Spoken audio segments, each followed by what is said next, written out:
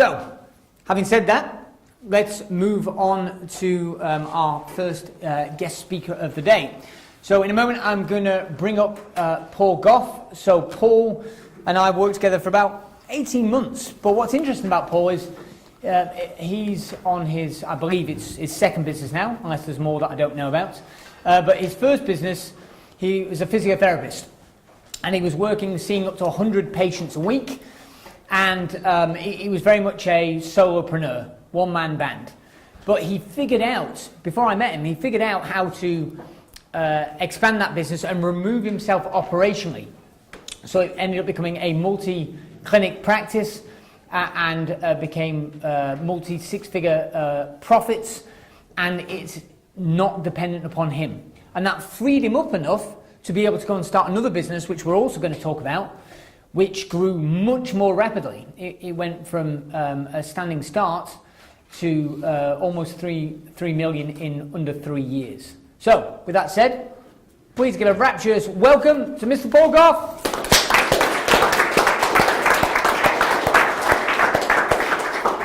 Thanks, Paul. Thank you. Pleasure. Thank you.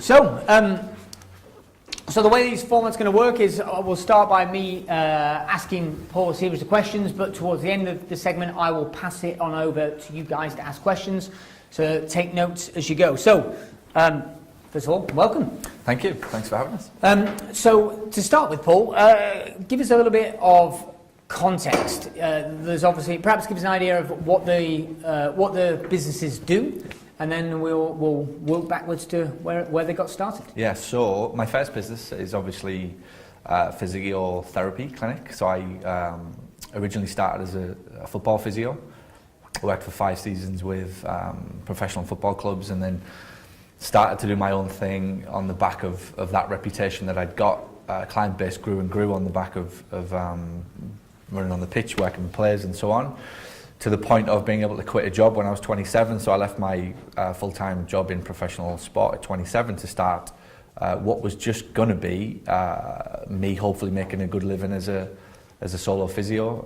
That grew from 20 patients a week to 100 within probably 2 or 3 years, with nothing but just good customer service, good outcomes, good relationships with people, and really me just working from 8 in the morning till 10 at night to see everybody who wanted to get in. And I make good money. It wasn't I was never in a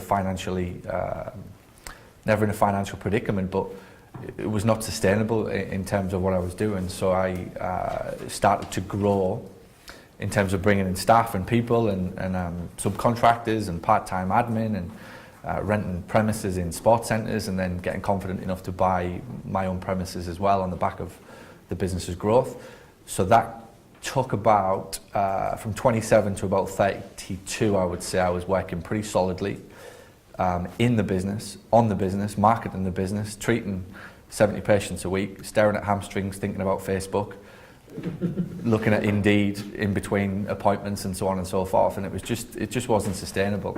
So I had to make the decision to step back and think, okay, where do I go with this? How can I make the same money, the same 100 grand or whatever, but as a business owner. So I probably spent about 2 years figuring out how to do that.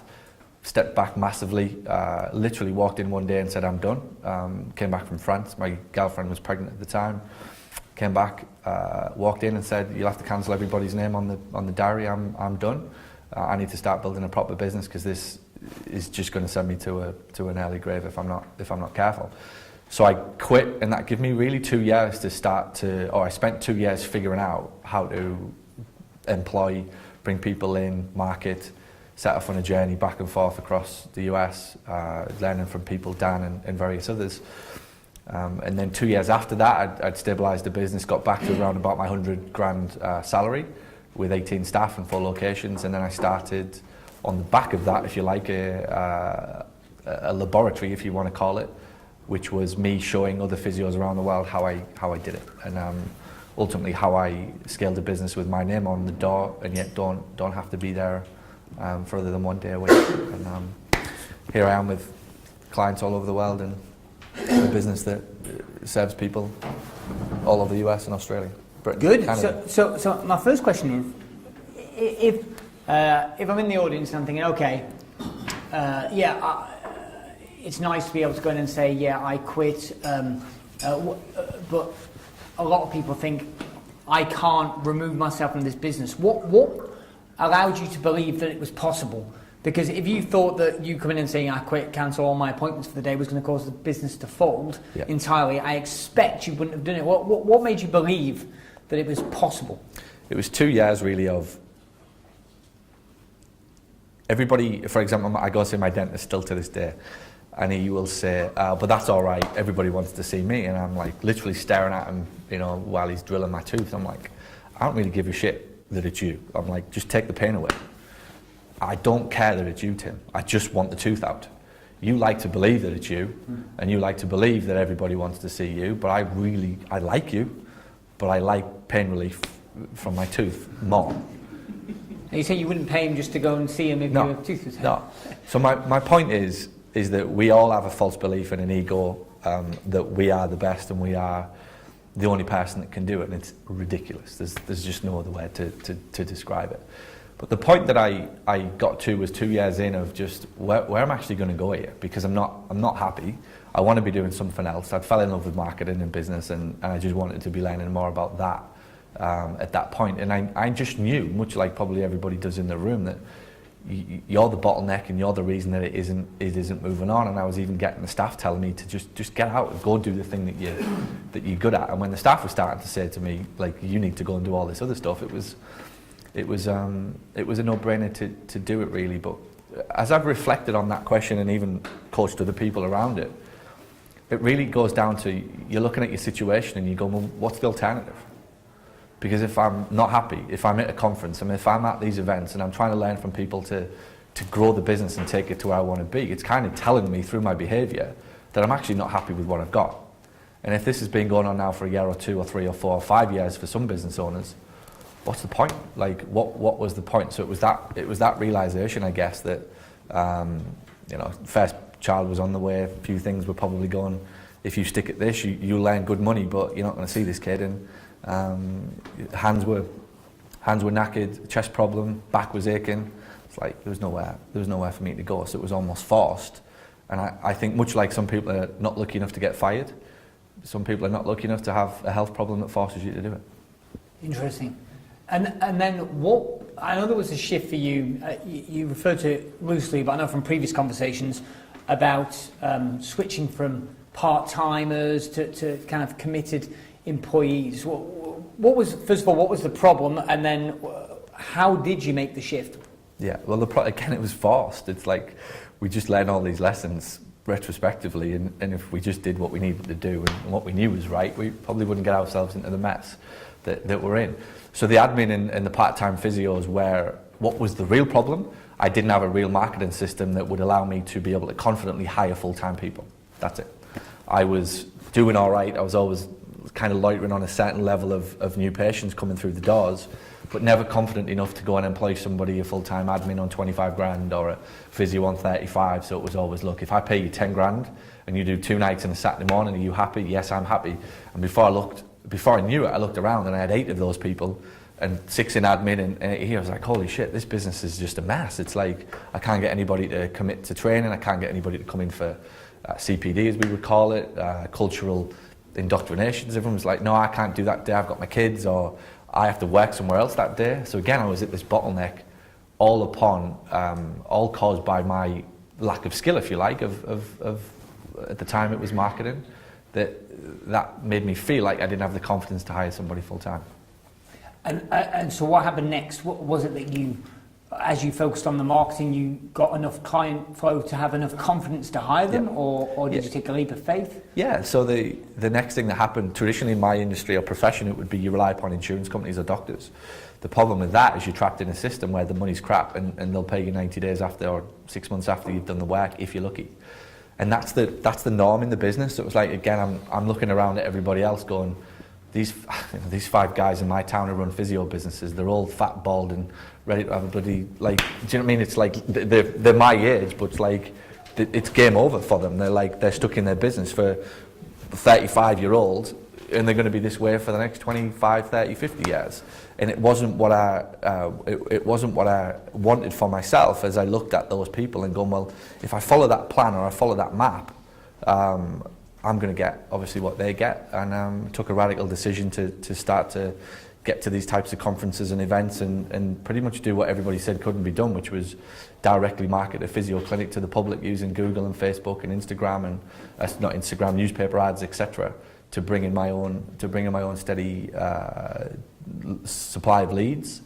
Even though I didn't really know what leads were at the time, it was just the phone's ringing, these people should be patients, and I was like, oh shit, now actually we need to build a system to nurture them and help them and convert them and so on and so forth. So I just learnt lessons very quickly and very painfully as I was doing this, but because I had the time to do it, I could actually do it because I'd walked away from the physio aspect of it.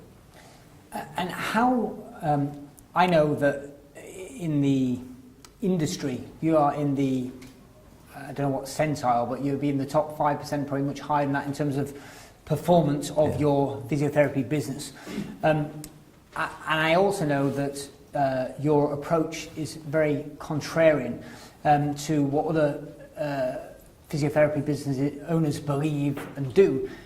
Is that a conscious choice? Do you decide to deliberately do the opposite, or do you believe there's some kind of competitive advantage by doing what other people don't? Or said differently, how do you decide what's a good marketing idea versus not, for example? I mean, from a high level, again, it's not rocket science to look around the world and see what's going on. But if you do what everybody else does, you are going to get what everybody else gets. If you think what everybody else thinks, you'll end up with your actions the same as everybody else. So I'd always been a reader and a studier of that type of kind of psychology language, if you like.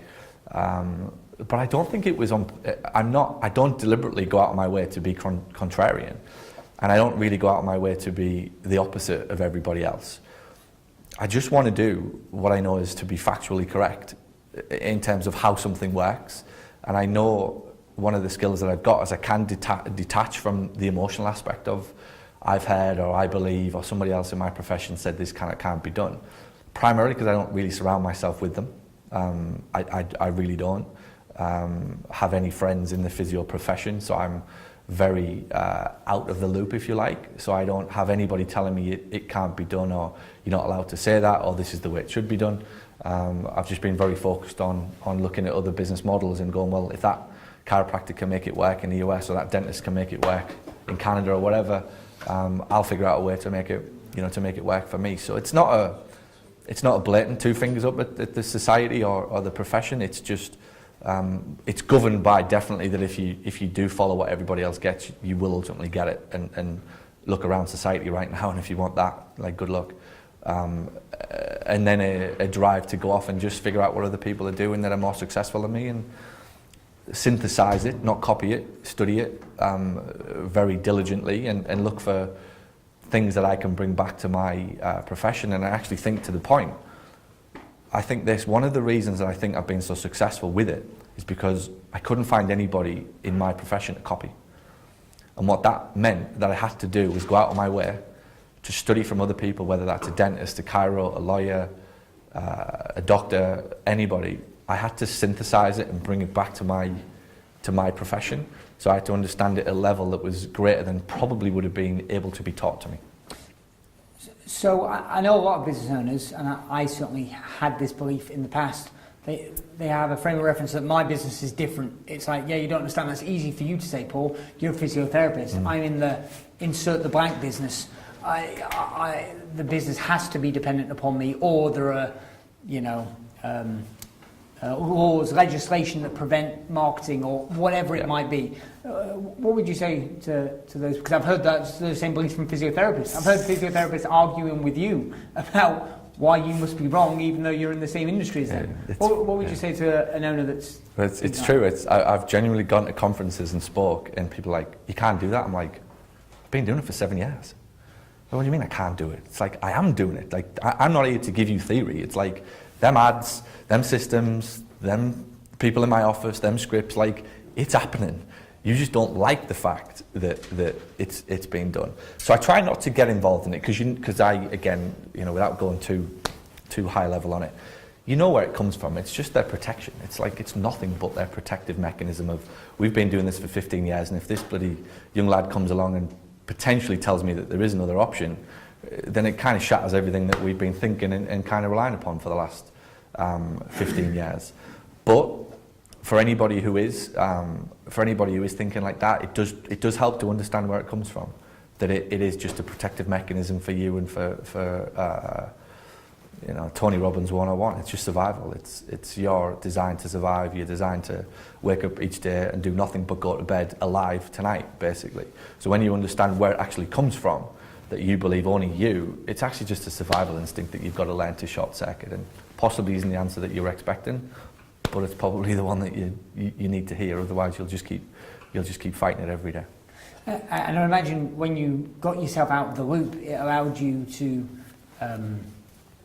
give you more reference points, I would imagine, to believe more likely it was possible. How did you do that? How did you, where might you start to get yourself out of the loop? Give me more time. The biggest asset that I think any business owner can get is time. And with time, you can make better decisions, and with time, you can actually see things through. I'd wager for most people who tell me that it can't be done, or I tried it, we dabbled with it once, got it out the door as fast as possible because the newspapers called and said there's a special this weekend, stick the ad in the paper and see how it goes. Oh, but we haven't got time to write the ad. The ad takes over, or the newspaper takes over the writing of the ad, and then all of a sudden the ad doesn't work, and you conclude that marketing doesn't work and the whole thing's a mess, and therefore you have to keep doing what you're doing. That's the effect, as Dan talks about. What's the cause? The cause is that you just didn't give yourself the time to do it right. And if you don't give yourself the time to do it right, it will fail. So to me, it was always, can I buy myself more time? And as my business has grew, really I've become obsessed with, if this is a project, like, who's going to do it? It's not, this is a good idea. It's like, this is a good idea, but who's going to do it? And what's my part in it? Will I make enough money to justify my involvement in it? If I won't, I won't get involved in it. And that might involve me having to go and learn something, which I have to factor in. That if you want me to do something that I currently don't know how to do I need to pay somebody to teach me? Do I need to go somewhere to learn it? Do I need to factor in some trial and error? And ultimately, all of these things go on in my head as I now start to make decisions. But I can only do that because I've got time. With 28 staff and multi-millions in revenue, businesses in America, clinics here, I've got more time than ever. Like, it astounds me how many people go, oh, you must be busy, or you must be... Not really. Like, not really. It's just all planned out. It's just all well thought out, days, weeks and months in advance as to what I'm doing. And if I am that busy that I can't answer the phone or I can't speak to somebody, there's something wrong. And again, it's back to an ego aspect of, I feel better because I'm busy, or I feel better because I'm putting out fires, or I feel better because I just did some gratifying work today.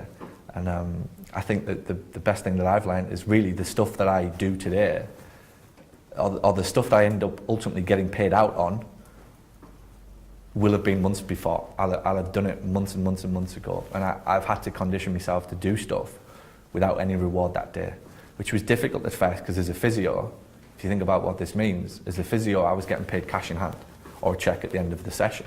I was used to doing something, and somebody giving me 100 quid. It was like doing it again, and again, and again, and again. So every half an hour, I was seeing the fruits of my labour. I go home at the end of the day with $2,000 in my pocket. It's like, shit, this is good. Like, I just keep doing more of this. So then when I came to this level of business, it's now the opposite, where whatever I do today, I probably won't get paid out on for 3, 6, 9, 12 months. So that was a big mindset shift that came from just getting time and being around the right people to, like I said, to teach me and factor in that whatever the cost, whatever the gain that I thought I was going to get, let's say it's 50 grand, who did I have to pay to teach me to do that? Or where did I have to go to learn how to do it if I currently don't know how to do it? So it was always back to time and being in the right room with the right people. So if you can rewind the clock, I mean, just in the relatively short time that I've known you, a couple of years, I've watched the business expand very significantly, both in revenue, profitability, size, spread of clients. It's been geometric, I guess.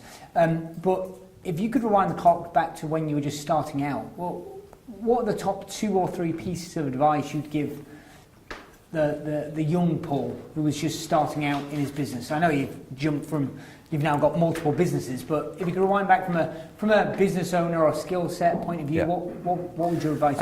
I think the skill set, I'll possibly come on to that, but it's funny because I was in the US a few weeks back with Natalie and my kids, and we were just sat talking, and Natalie, because to me, obviously, what's gone on, it's just like, it's insane as to how big it's grown and how big it's got so fast.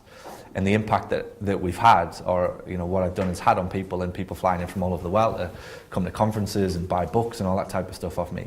And she just said to me, like, how does it feel? And I was like, it's just nuts. Like, she said, well, what do you think has been the stimulus to it all? And I had to track it back. I had to track it back to the first conference that I went to, where I got a direct mail piece of somebody saying, go online, buy this DVD set. It teaches you how to market your business and all this. I was like, yeah, whatever. So I did it, got it, came to the house, put it in the CD player in the car, and I was like, holy shit, like what's this? Like, what? I've never even considered that I could market it in my business in a way. Then it was come to a seminar, and I went down to the first seminar. I just couldn't believe what I was around. The business owners talking, asking, listening to what they were doing in their businesses. A month later, I was at another one. Then it was like, there's this one in the US, and I was at one in the US. So I can't say it's skill, because I think that came as a result of the habit that I'd conditioned myself in, which was to get around people and to just immerse myself in knowledge. And as I looked at as I studied that conversation with Natalie, I said to her, I'd probably gone to about 12 to 15 conferences, masterminds, meetings, whatever, in the space of about 10 months, 8 months. So I just accelerated the speed at which all of this was going into my brain so quick. And I actually think it was that was about 30, 31. Up until that point, I'd never spent anything on marketing, on business coaching, on nothing. And I was doing all right, but I was just a good physio. There was zero marketing nous or business scale, understanding of any aspect of how a business moves. As you know, finance, I was dreadful. There were so many things not right.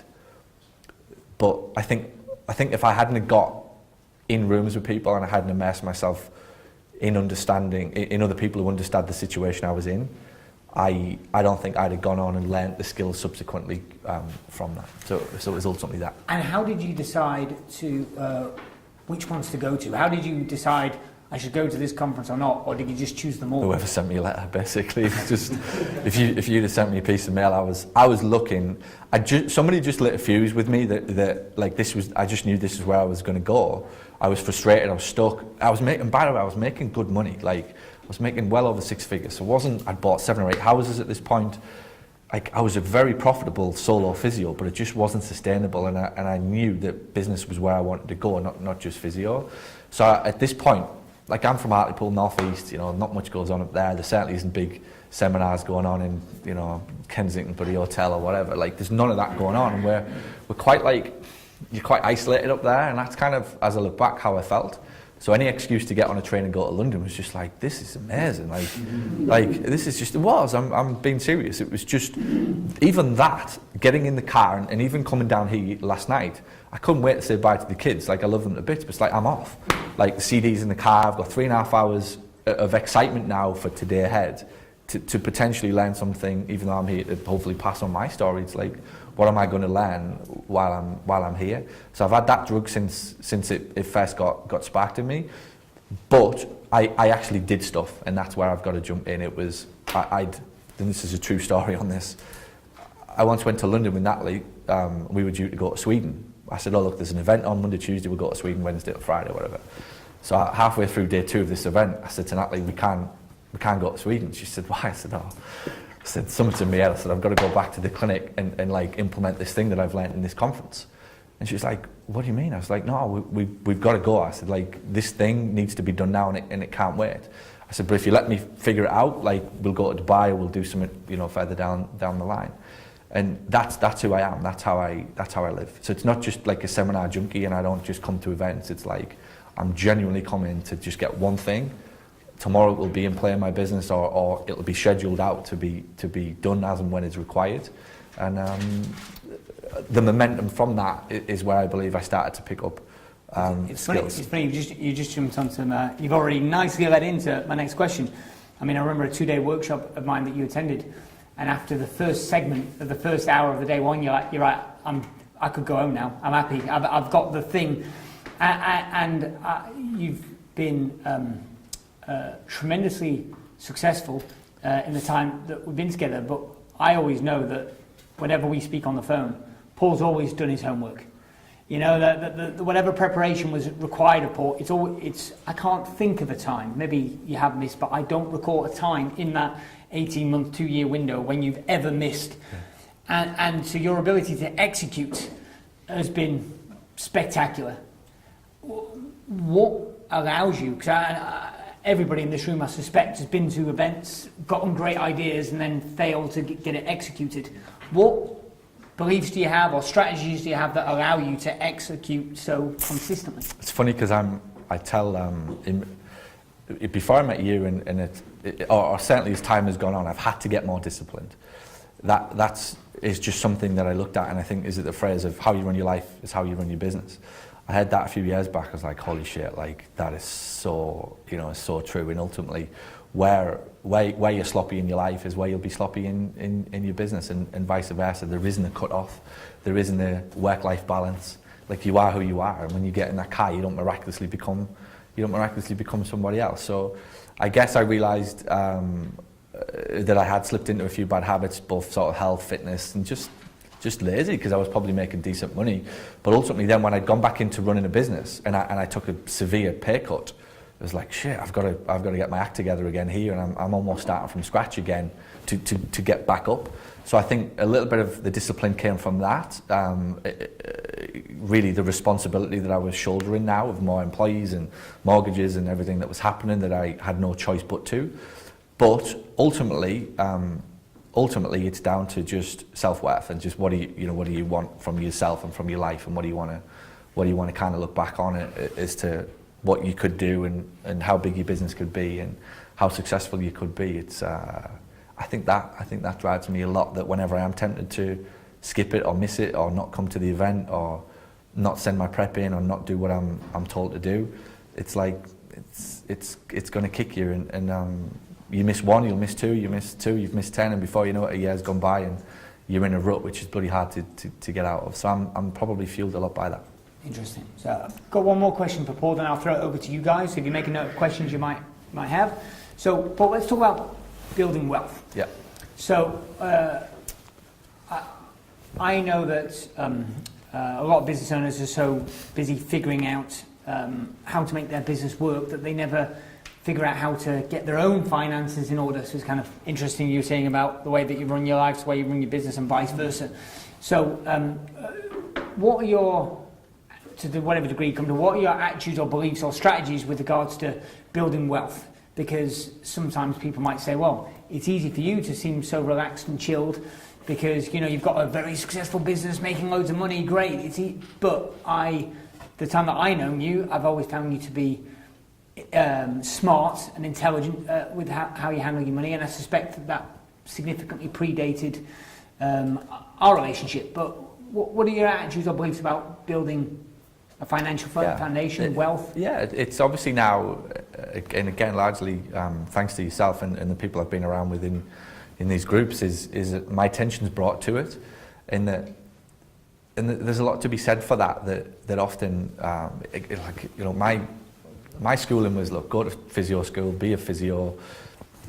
At the top level, if you work your backside off, you'll make 75 to 100 grand a year, which is a nice living. But it's not like, it's not going to make you mega wealthy. I'm probably always going to have to work for it. So to get to the level that we're at now, which is going to be well over $1 million in profit this year in my second business, never mind the first, it's forced me to have to again start to learn. It's like new books I'm reading, it's new questions I'm asking, it's new groups I'm probably going to have to be involved in, or a coach to talk to me about what we do with that. And bizarrely, what starts to happen, I think, as you get to that point where you start to think, you're almost dragging yourself up even further. You realise how often you can in your business get stuck in the minutiae of a few dollars here or pounds here and a few dollars there or a few pounds here. But when you start to look at it from a wealth point of view of, look, I want to get 10 million in wealth with a 1.5 to 2 million return on that money coming through the doors, all of a sudden it's like, shit, well, how does that really affect all of my decisions in the businesses? And that's kind of where I've crossed the line, I think, now. And there's no coincidence that my business has evolved and grown or has got more profitable as I've started to think like that. So it's almost forcing yourself to that next level and going, well, what would it look like if I was wanting to get 10 million in personal wealth with $1 million or $1.5 million coming in on that money invested? How would I get there? If that's the lifestyle that I want, how would I do that? Is my current business model letting me do that? Is my current spending strategy letting me do that? Is my current, buying Ferraris or Porsches or whatever going to help me to achieve that? Or is that just going to make this journey longer and more difficult than it needs to be? So that's from a higher level point of view, as I've started to actually think about it. It's elevated my performance as a business owner, definitely. But from a tactical level of what I actually do, it's properties and buying, using the money that my businesses make up to a holdings company, down to buy as many houses in Hartlepool as I possibly. Yeah, my new ambition is to be. You own 3/4 of Hartlepool. I already own 3/4 of Hartlepool, and that's my ambition, is to be the take over basically housing Hartlepool of the thing. But it's personal, small, recurring, incremental payment. Cash flow on the money that's coming in off the business. But the best lesson I think I can pass to you is that as I've got to that level, it's forced me to think better about the business and the decisions that I'm making, and is what I'm about to do in any way, shape or form going to contribute to that 10 million in personal wealth in the next 5 years, to be able to live off at least $1 million and make sure that everybody's fine if anything happens to me, basically. Very good. Very good. Well, before we take questions, first of all, let's give Paul a round of applause.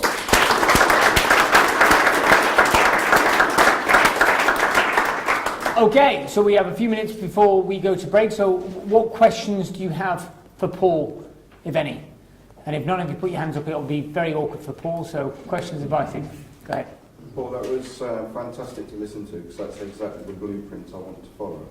I'm an insurance broker and I want to make an existing business a blueprint, and then go off and sell that to other brokers or acquire them.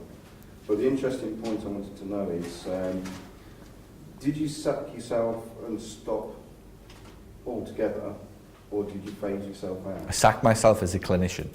Immediately. Just for the benefit of the tape, so the question was, did you sack yourself altogether, or did you transition? I literally sacked.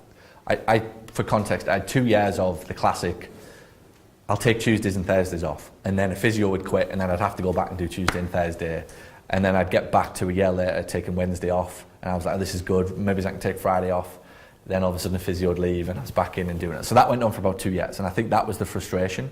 So I sacked myself as the clinician. It's been 5.5 years, nearly 6 years now since I've touched a patient. It's a shame. I was thinking about you this morning. I tweeted my back. It's hilarious how people have, and this is the best thing about my life, people have no clue what I do. They still to this day think I'm a physio. So if I go to my local cricket club, they're like, Paul, what would you do with this back? I have absolutely no idea. I can tell you how to use Facebook and look at some spreadsheets these days, but back pain, not for me. We'll go to the back first, then we'll come down the front. So Ewan? It was just following on that. I loved that you went on holiday and then came back and sacked yourself. And I'm kind of curious about that, although I think everyone here probably knows they don't want to be working in the business constantly. Did you have any other moments of horizon change, I'm going to call it horizon change, where a bit like that, where you came back and thought, actually, now, it's not £100,000 in profit, it's actually viable to get £1 million in profit? So the question was, did you have any horizon changes when all of a sudden it shifted, key moments where, say, it shifted from 100,000 in profit to $1 million? No, because it wasn't, at that point I never believed I could make $1 million, right? And it wasn't about making, it wasn't about making $1 million.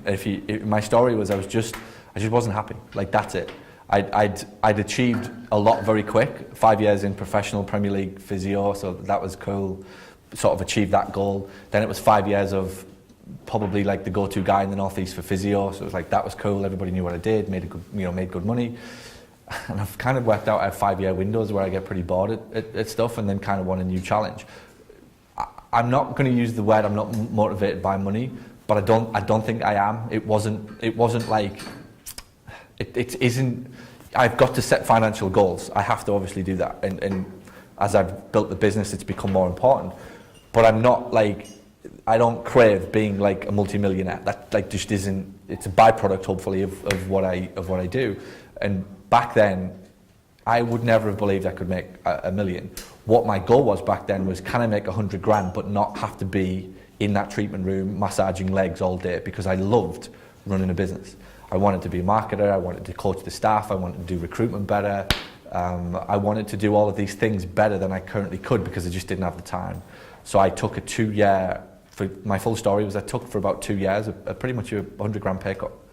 But I'd saved up enough and invested in property to be able to do it. So I wasn't reckless with just walking through the door and going, I'm out, you know, now I have to live on the breadline for 2 years. I was frustrated for 2 years, and it was like 4 months from Harry being born that I just didn't want to be coming in at 10 o'clock at night while he's asleep and, you know, wouldn't get to see him. So that's where it came from. It was frustration, which you'll only ever move when and you need to understand that. You will only ever do it when you're frustrated enough. Hopefully, you can take something from all of this that you go, well, I will jump, but most human beings will only jump when the time or the pain is bad enough that it forces you to do it. I guess the paradox is, can you do it before that? Very good. Question? From a marketing perspective, in terms of the different things that, you know, the different marketing systems that you implemented, say Facebook ads or Google AdWords or that kind of stuff, did you just learn it all yourself and implement it yourself, or did you go and find out enough about it and then outsource it? What was the strategy? More of a tactical strategical thing. Do you want me to repeat the question? Yeah, why not? So the question was, did I just basically dive into all of the marketing stuff, or did I learn it first? And the answer was I learned it first. I invested significant sums in Facebook training, Google training, buying how to write newspaper ads. Everything that I do, I precede it with somebody just teach me or give me a frame of reference, give me something to go on. And I do think it's one of the things that has accelerated my success, is that I've always sought counsel from something, somebody, or somewhere, just to go, that's my starting point, from a Google ad or from I've just released a book and we're going to be running it in trade magazines in the US. So my assistant was like, well, what are we going to do? How are we going to design the ad? I was like, well, see this shelf? There's like 300 grand's worth, no exaggeration, worth of paid products, courses, newspaper magazines, the whole thing. Like, while I'm away tomorrow, find one that resembles what we need, and then on Wednesday morning we'll start writing the ad based upon like one of those things, and as long as the guy or the girl who's done it we know is reputable and has made a lot more money than me, like we'll copy it. So from that, but the point I would raise in the phrase I use to my clients is, you have to learn the strategy, you can outsource the tactics. The problem is, the biggest problem, and I do have an agency service for physios, the biggest mistake I made was in the beginning was letting clients come on board who had zero understanding of my strategy, and they would just go, do Google or do Facebook. Now I resist a 30 grand check in favour of 3 grand check, which basically says you need to go through that course for 12 weeks. If you watch every single video, I might let you give me the other 27. And the difference in the client that I attract and the results that we get is stunning. They then can go, there you go, now I get what you're about to do. So from a business owner point of view, you have to understand how all this works. And I guarantee you, with respect, it won't take you long to figure it out at a level better than most agencies. Yeah, I'm pretty sort of good with Google AdWords and Facebook ads, but we've been tempted to outsource, basically to take it off of my head, almost, to kind of like, you know, remove it from, you know, having to dive into that platform or that kind of thing. Yeah. So that was the reason. Strategy. You have to understand what's the goal. Absolutely, yeah. People in my industry are like, oh, we can do Facebook ads, and I'm like, yeah, but can you get patience? Because I don't really want Facebook ads. Exactly. It's like, can you get somebody to go through that funnel and understand what the value of physio is to the point that they want to give you £1,000? Because if you haven't got a proven track record of that, I'm not doing business with you. So there's a big difference between, we do Google ads, we get customers who will spend £1,000 to make this worthwhile. Very good. So Paul, final question for you. Just to wrap, there's one burning question I think. I saw half a hand. Go on, John, sneak it in. I was really interested, just when you make the shift from the clinic to actually the coaching clinics, what was going through your head? Like, was there any self-doubt? And then Oh when my you God, started, you've got no what idea. did you, what were your Absolutely. Like, yeah, was there any self-doubt? I mean, look, I'm a small, physio clinic in Hartlepool. If you just take a trip up there one day and you'll see where this conversation's about to go, right? I have clients in Miami, San Diego, Vegas, LA, Hollywood, Santa Monica, Toronto, Melbourne, Sydney, clinics on the Sydney Harbour Bridge, right, who I do Skype calls with. If they only knew that, like, opposite my clinic is a drugs den, a stripper's, stripper lives in the bloody whatever over the road, the roughest pub in the town is like next door but one to my clinic. Like, that mindset, or that initial, like, nobody's going to buy my stuff, was like, it was almost sleepless nights. And I've told the story that I used to wake up before I'd started running my first Facebook ads, thinking that I'd had a dream, or obviously I had a dream, of people replying to my emails going like, what the hell do you know? Like, you know nothing about our system. I'm going from Hartlepool to America to, like, basically teach all these guys and gals how to run cash-based businesses. And my thought was going to be that they would be like, you don't know anything about the system and blah, blah, blah. And, like, nothing could be further from the truth. I've actually told all of these stories to my clients, and it endears you to them to you even more. So for any of you thinking of doing it, they don't buy your products, they'll ultimately buy you and the trust that you have, which is what I'd said to you there very briefly. The authenticity that you have in this profession, which is what I love with Dan, is just all stories of genuine real life. He's the mistakes I made and he's how I did it. That's what ultimately people will buy, and it's the same in any of your businesses. They're not buying your product, they're ultimately buying the story, the authenticity of the person, where you come from, what you believe in, and if you get confident enough and you truly understand that is marketing, the people will buy you. You'll be able to take over those professions better than anybody who's doing it now, because everybody's selling a product, not the story, if you like. So Paul, if there was just, to wrap us up, if there was just one thing that you wanted to really, one key point you wanted people to really take away from this session, and it can either be something that you've already said, just reiterate, or it could be something new, what's kind of a key takeaway you'd like to leave people with? It's always this, when people say, like, what's your advice, or what would you do, or what would you pass on? I try not to say do this, because I don't ever like to be that guy of just, this worked for me, so it's going to work for you, and it doesn't always transpire like that. But I always come from it, when I get asked this question, from a point of view, if my kids were in this room, or I'm at the end of my life and my kids are saying, like, Dad, what would you do? Like, how can we get the best out of what you've done? And it wouldn't be like, go spend the money or whatever. It would be, get in a room, like, go to the conferences, go to people and seek out people who are ahead. That's the only way. Like, and I can passionately, confidently ram it down your throat that the only way is to be stretched in your thinking. Your current belief of what you believe is possible is bullshit. Like, is absolutely... I almost get in a room just to be pissed. I just want to sit next to somebody that is doing what I thought couldn't be done, and I'll be, I hope today I find it, because for 4 hours all the way home I'll be like, fuck. Like, now I know it's possible, like, tomorrow it's getting executed and applied. And I think that's what I would pass on to my kids if I was asked what's the secret to getting our success, or, you know, their fulfillment in life. You can only do it by being in a room with people. And I'm not even going to say smarter than you, because I've learnt that it's so judgmental of money and finance, and, you know, this guy's making $1 million and whatever. I've learned some really, really basic fundamental principles for my business from people who possibly earned less than me. And it could only happen because I was sat next to them, or I had a coffee with them, or I was listening to them on stage, or whatever it would be. So that to me would always be my takeaway of give yourself an edge in business, and be around people who get you and understand you, and can pass on some of their wisdom and knowledge. Very nice. Give it up for Paul Gough.